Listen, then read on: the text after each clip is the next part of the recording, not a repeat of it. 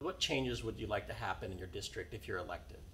Well, first of all, I would like to see people be more involved in making their decisions about the problems. I'd like to get input. I'll use an example. For example, we have a number of abandoned buildings. In the area, we have a Skittles building that's abandoned. We have a couple of Bilos. I would like to see those changed, but then I'd like to have people tell me what other changes, would you like to see? What are the problems besides the abandoned buildings? We know that there's a crime issue in the rural area. My district is kind of interesting. It's a little bit, not schizophrenic, but it's, it starts basically at the back of where the hospital is, Chanticleer area, and then it runs south, So what happens is it's very different. And so that's why the involvement of people is so different, because I'm not a believer in one person, these kind of global solutions, because they don't address everyone's needs. Okay. So I'd like to see that, and then I'd also like to see the change of having some sort of plan, better infrastructure plan for all the development that's going along Fork Shoals, because we just had a meet and greet there this weekend, and it's beautiful. I mean, there's a lot of wonderful development, but I look at one street, Fork Shoals Road, that goes down past the Michelin plant, all that, and there's just housing going in on each side. And all I'm thinking is, how are all these people going to get to work? I mean, there's no lights on that, pretty much, a few stop signs. But those are I just look at quality of life things for everybody. And, diversity is like a big buzzword these days, but diversity to me means you have to have everybody, you have to be willing to look at all sides. So there are people who think that urbanization is great, they want everything urbanized, but that's not what everybody, particularly not what every South Carolinian wants. Okay. So. What are some of the things that's happening, like in Greenville, that you like? Some of the things that they've done there that maybe you would like to try in your district. Are there other things that other politicians have implemented that you're interested in duplicating? Well, yes, I would say particularly around schools. I mean, it's been a lot of new involvement with parents in schools.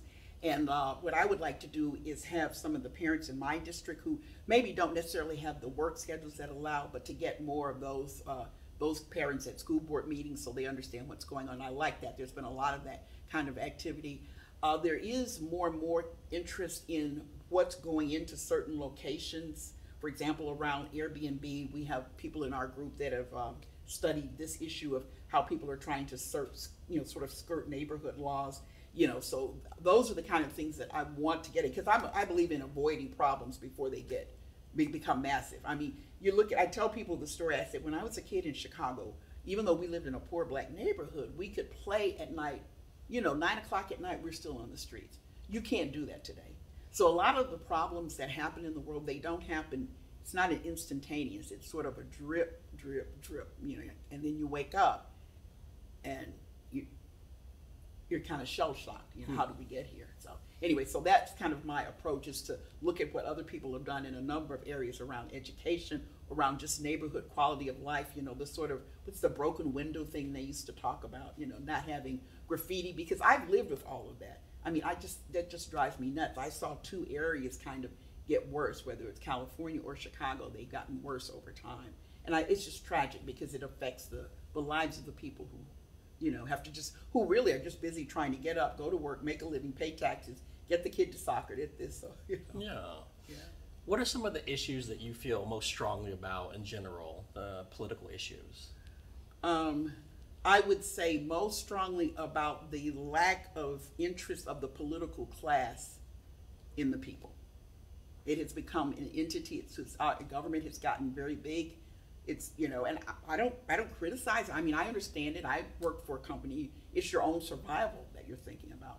So I think there's a lot of lack of touch of the overall political grouping with people. That is a really big concern. And also the narratives that are being presented to people, the lies, that the media presents to people, particularly, as I say, around certain issues, I mean, it's amazing. I don't know how many black friends you have, but if you talk to black people, some of the perceptions that we have because of what we've been told, even around things like how many people are killed by the police. Most black people would think, black people are way disproportionately killed, They don't realize that white people get killed by police. So just, just a lot of things that we've been told over time that once you retire, you basically, it becomes you don't know what you don't know. So you get a chance to explore a lot, But I would rather know the truth than be right. I'm okay being wrong because truth, I really value truth. And I guess it's, when you're a chemistry major, it's just the way it is. And to see that a lot of people don't think like that it's kind of shocking, really. What about politics or what's going on locally are you particularly excited about? I would say the movement, that just the patriotism, I guess maybe, but just the energy that people who get paid no money are willing to put into the volunteerism, I guess probably is a better word than patriotism, but volunteerism that people are willing to put into fixing things, and also the fact that we're kind of a common mind. I kind of made the point to you that my first really political scare was seeing this real huge economic fear of globalists and seeing our country go down economically, but then also seeing the dependence that we have. So as a pure capitalist and recognizing how industry works, you understand that there's a balance, that you need to do some of that. But the situation that we found ourselves in with COVID was an eye-opener. My hairdresser, for example, she was puzzled, like, why can't I get hair products? Why can't I get masks? Why can't I get this? And then you start to have a conversation with people about supply chain, you start to tell people that, a electric car is great, but have you looked at where the lithium that goes into the battery comes from? Have you seen what a lithium mine does, And that it's great to go to electric cars, but you realize that also impacts the plastic that, this bottle. So people just don't have that kind of knowledge and don't understand how things fit together. So educating people gets me excited, basically giving people something they can use to make better decisions. Okay, that's great. Yeah.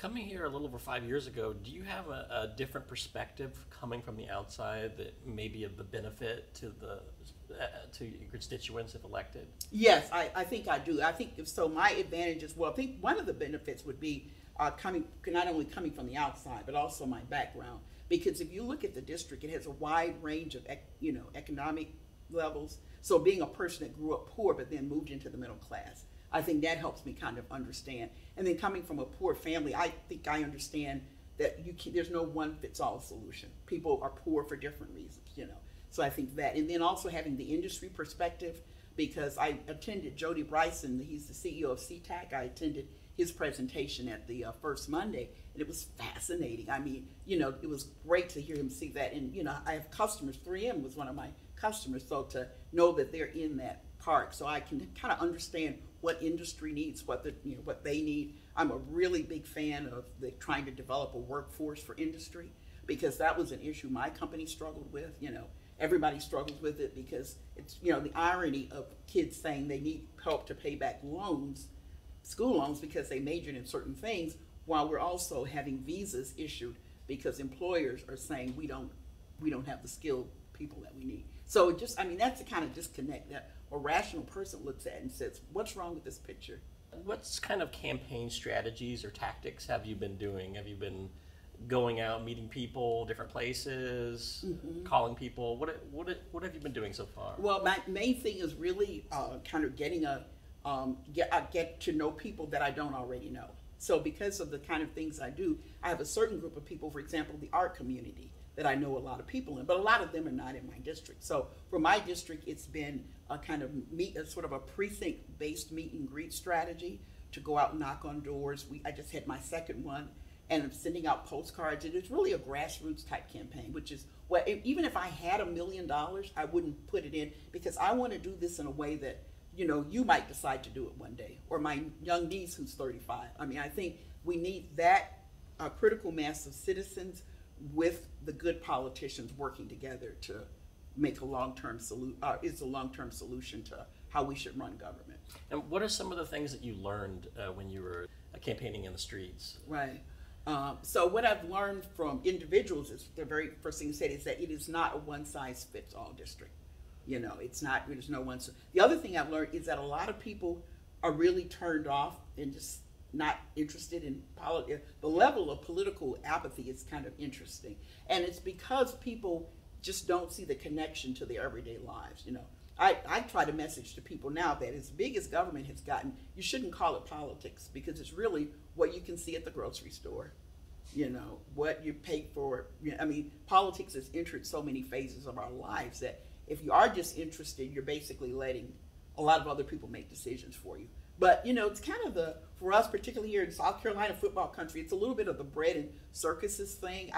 Some people say it's by design. I don't know. But, we are entertained a lot. The whole big push is let's go out to eat, let's watch a football game, which is you get because people are tired, But I think that's been a big learning. We had a primary season. If you look at the primary numbers, the turnout was, just unbelievably low for those of us that live in the political bubble. So that's been a big education. Not all of us are in this political bubble and are as passionate and don't see the connections and maybe aren't as worried. So, do you have a strategy for bringing those people to the polls? Is that something that you feel is possible? I think if you message correctly to people, you can excite them. You can, and it's different. I mean, it's different messaging. I mean, I really love the meet and greet we had this weekend because one of my good friends in our group, she brought a person who's a caretaker for her mom, a black lady from Haiti. She's, typical black profile. But I think she was touched by my statement that, when the single women are a big part, there's a big issue in the black community. A lot of women don't have husbands, right? And so I said, to me, it's very ironic for women who live in gated communities with husbands to tell single women you need to defund the police and get rid of your gun. So it's kind of, I don't know if you understand the dichotomy. People who are very protected and don't have a problem are suggesting something that would be a problem for a woman who's living alone, can't afford to live in a really Tony neighborhood. So they don't feel safe. That's exactly right. Mm-hmm. So so I think she was touched by that. So I think it's messaging in a way that, Mike Reichenbach, he just got elected in young black conservative, just got elected in the Hugh Leatherman seat. And we got to meet him at a convention, and he really touched me. A wonderful story. He's also a Northerner. He's from Ohio. He's my best friend in college is from Ohio. But just a delight when he said it's really about messaging to people, not about party, but about in a way that touches their lives and it's relevant to their experience. Which is what, again, back to my original question, your original point, is what I think most of the political class has really lost touch with. And frankly, they don't need to do it because they can get elected without doing so. I guess their desires are often covered by other people but that's exactly who are in right. power. That's exactly right, Scott. Yeah, so they go to the power base, Can you talk about maybe some of the things in your life that happened that kind of set you on the path that you're on now? Were there certain things that changed your life in one way or another that led you here now as a candidate? I would say go back to essentially the economic. I mean, it was tough, very tough for me to watch the economic downturn. To watch the impacts of things like NAFTA and globalization. It was very tough. I mean, I remember going to a plant opening with a customer, and this was in a circuit board industry, which is very critical, for us. So I remember watching the plant open. We had a big ribbon cutting, and a couple of years later, it was being shut, and just a massive onslaught. So I would say that was a kind of a seminal moment, seeing that happen. I would say also the, in terms of going back as a child, I would say probably just what was impactful was being open to the world of science. I always kind of liked that. I actually wanted to be a astronomer when I was a kid, but my mother says, "Oh, that's not a good job for a girl," So, but anyway, I think that was really a blessing and kind of a gift, just having that interest, because I think it does open up. It helps explain, gives you kind of a view of the world that you may not necessarily have. And particularly at my age, a lot of, blacks were directed into more social sciences. That was sort of the thing, part of the Great Society, is everybody was told to be a social worker or a community activist. Nobody talked about, the hard skills that would have maybe helped raise the community up economically a little bit better. So that was not a message, but, I felt very lucky. I had good teachers. We had, good all-black school, but we had good teachers, and none of the things that people are pushing today ever came up. And I think it was, we did fine. Can you tell us a little bit about your background and how did it come that you decided to run in this election? Okay. Well, my background is that I grew up born in Atlanta.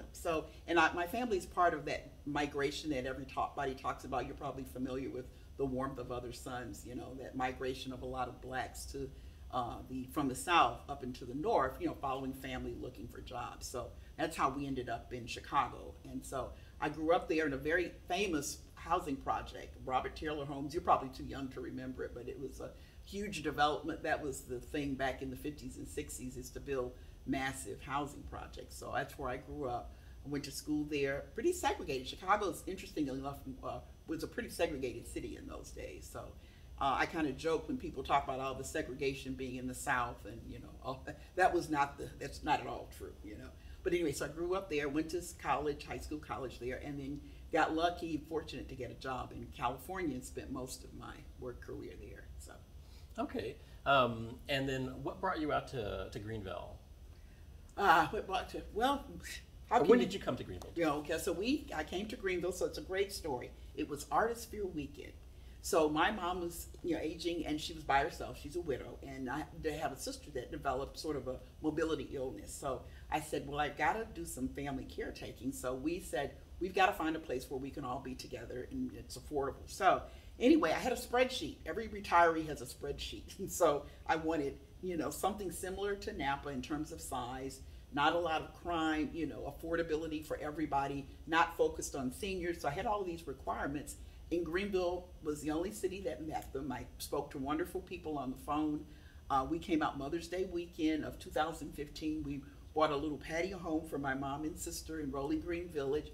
My mother says, I don't know what heaven is like, but I think this is the closest I've ever been to it. So she loves it. So they lived there. And then a couple of months later, I bought a place for myself, moved out. My youngest sister came to visit with her family. They moved out. So now we're all here. Okay, Yeah. Great story. Right. And what year was that around when you first 2015 was when my mom moved, and I moved early 2016.